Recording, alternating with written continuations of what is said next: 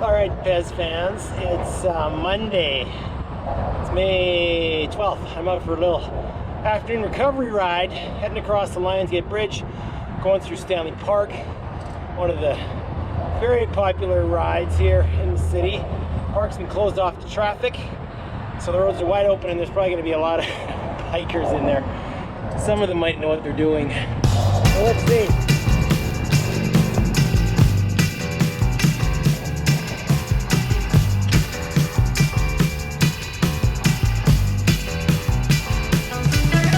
This is us riding across the Lionsgate Bridge, famous bridge in Vancouver connecting the North Shore with downtown.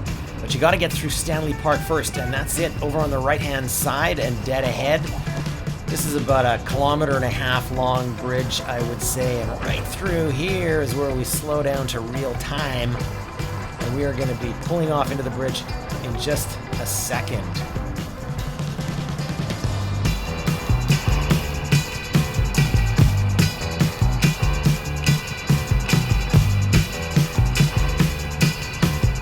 Alright, with the Lionsgate Bridge behind us, we are about to enter the park.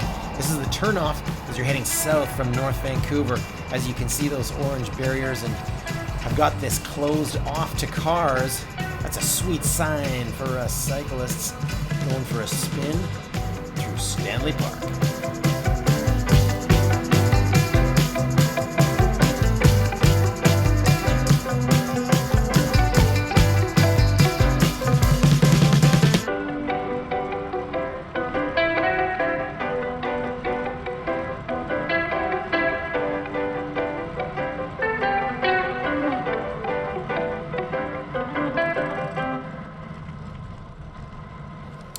Right up here is where we connect with the main loop that travels around the park. This is normally for cars and cyclists who are of a daring nature, i.e. yours truly.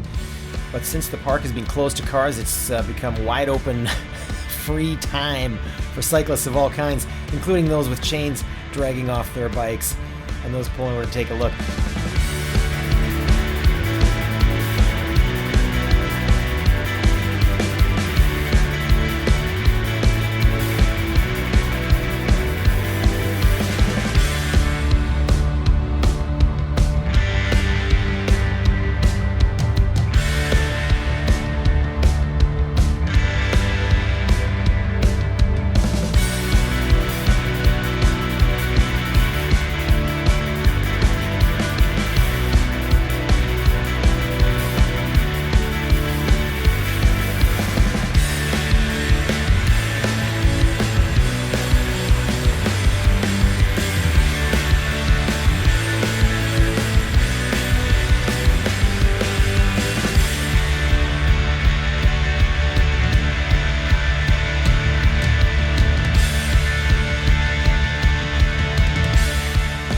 Right here is about the highest point in the park. We are about 50 meters above sea level, and this descent runs for about 1 kilometer, takes you right back down to sea level. You're going to see up ahead here that the park rangers have placed a bunch of barriers across the road in a few places. They don't want anyone going too fast down here and injuring themselves. No, sir, it is all about safety first, riding through COVID-19.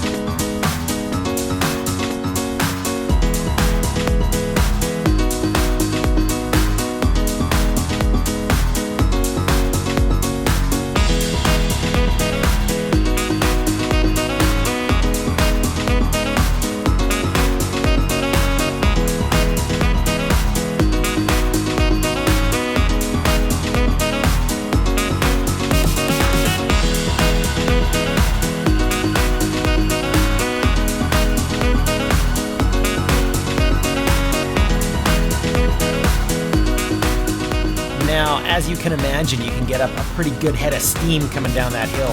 So this turn right behind the Tea House restaurant, which is a fairly fancy restaurant in the park, this is always a good burn and a good fast section if you're feeling like it, you got your legs ready to go. I like to push it through here and carry this through. It probably goes for about 200, 300, 400 meters all the way around the west end of the park, which is where we are right now.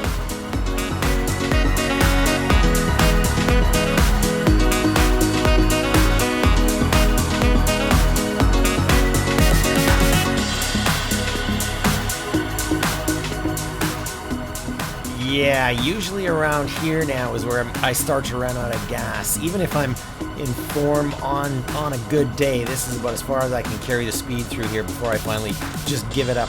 Just in time, there's a slight drop here, which is nice. You can sit up, carry your speed down through this section of the park, and get ready to make your turn back around the loop to keep going, or turn off and follow the road into Vancouver's West End and scenic English Bay, which is where we are going.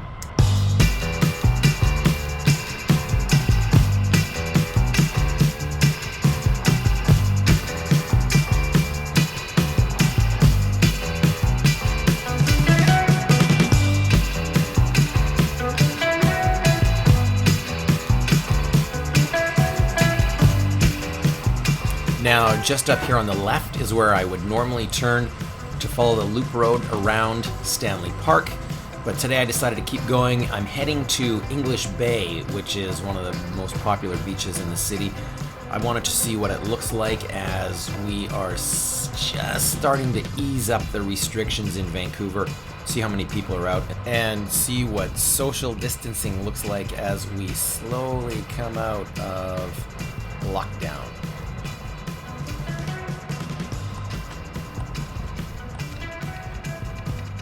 At several points through the park, the Parks Board have got barriers set up that keep cars out, and also just to provide some information to cyclists about what's going on in the new traffic regulations around the roads.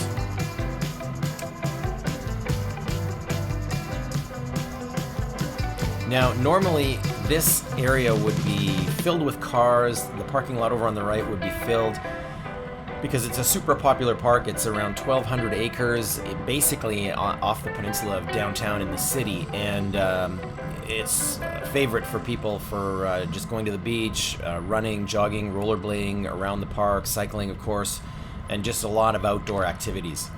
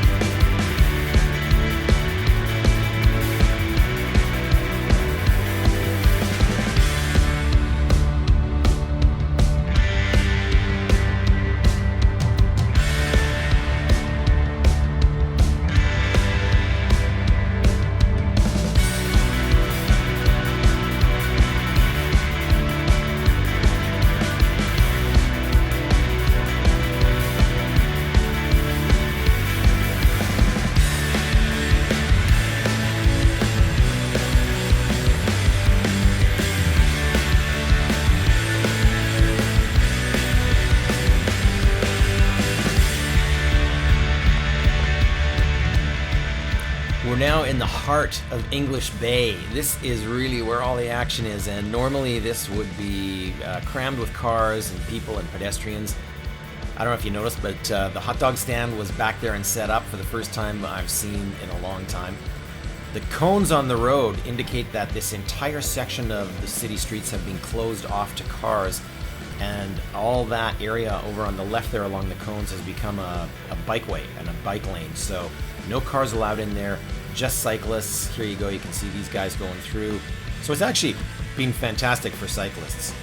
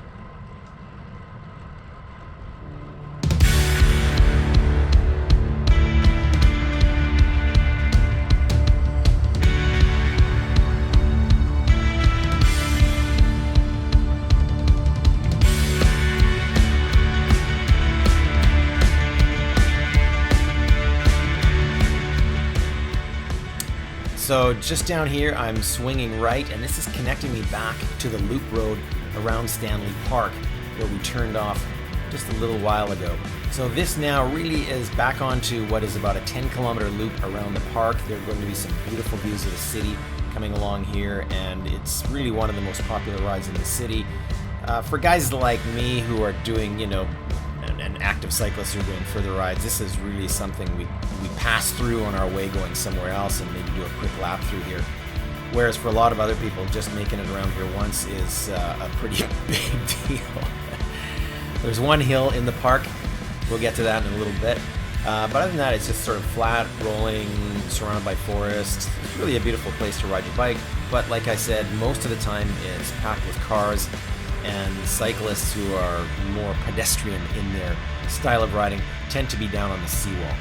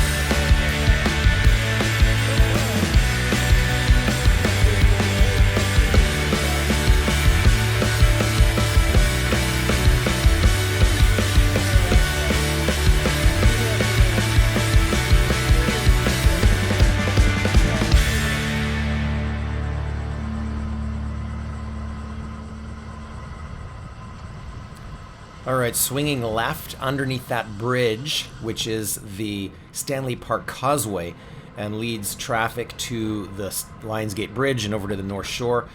We're now heading really into the main entrance of the park here. This is kind of where most of the traffic comes through to get into the park. As you can see, it's closed off again with barriers, and there's a lot more cyclists in here too, so it's easier to get to. It's closer to the city, so lots more traffic around this part of it. And of course, you get some people who don't necessarily understand the rules of the road and think that we can all go both ways on this, but the majority of people get that this is a one-way loop. It's always one way with traffic. It should remain one way with cyclists, but you still get a few people who have no idea and they just ride anywhere they want.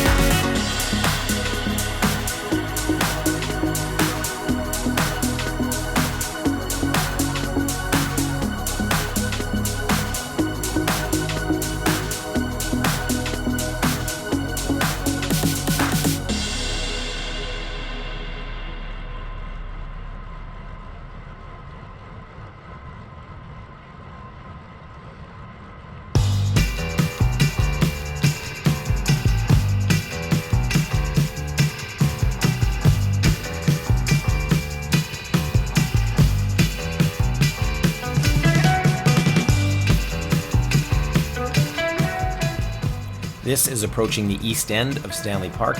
Over on the right is downtown Vancouver. You can't really see it from here. You can just get a glimpse of the convention center over there on the right side of the picture. Coming up here on the right is a statue of Canadian Olympic athlete Harry Jerome, who competed in 3 Olympic Games in the 1960s, winning a bronze medal. He's pretty famous around here. And underneath that little shack on the right-hand side is what we call the 9 o'clock gun. It's a giant cannon that the local military forces let loose every night at 9 o'clock.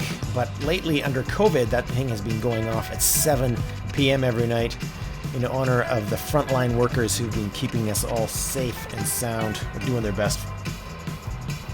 Coming into view here now are the mountains of the North Shore of Vancouver. These are, they're spectacular. They look fantastic. It's a great view to have, and it's a great place to live. This is a bit of a make-out point down here. A lot of people will park here with their sweeties. Look at the view, and hopefully the cops don't bust them.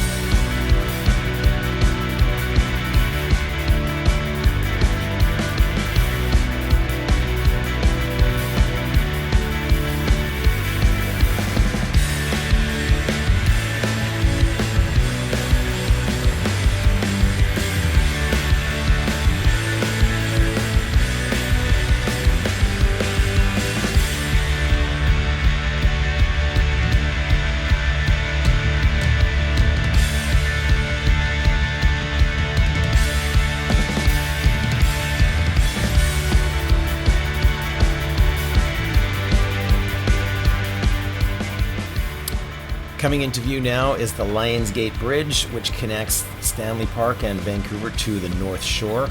That bridge is about 70 or 80 years old. It's 3 lanes wide.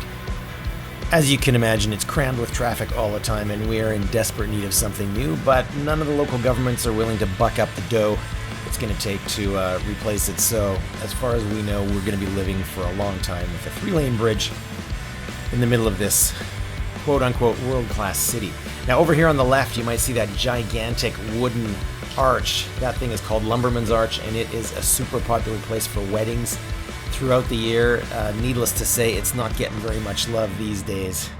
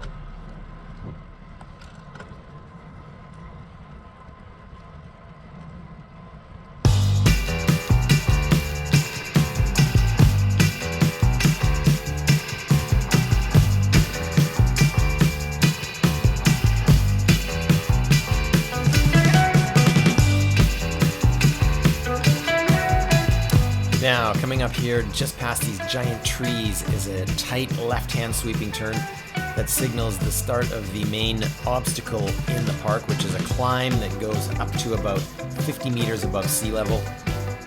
Lasts for about 1 kilometer, this thing, and it's not what you'd call a hard climb, it's just a hill. But I do remember back in the early days when I was a new cyclist that getting over this thing was a bit of an accomplishment. And I can sort of relate to some of these poor people. Look at that lady pushing her bike. Yeah, when she gets up to the top of this thing, that will certainly be an accomplishment for her. Ah, there's a guy even walking. Yeah, you could be down in the seawall, buddy.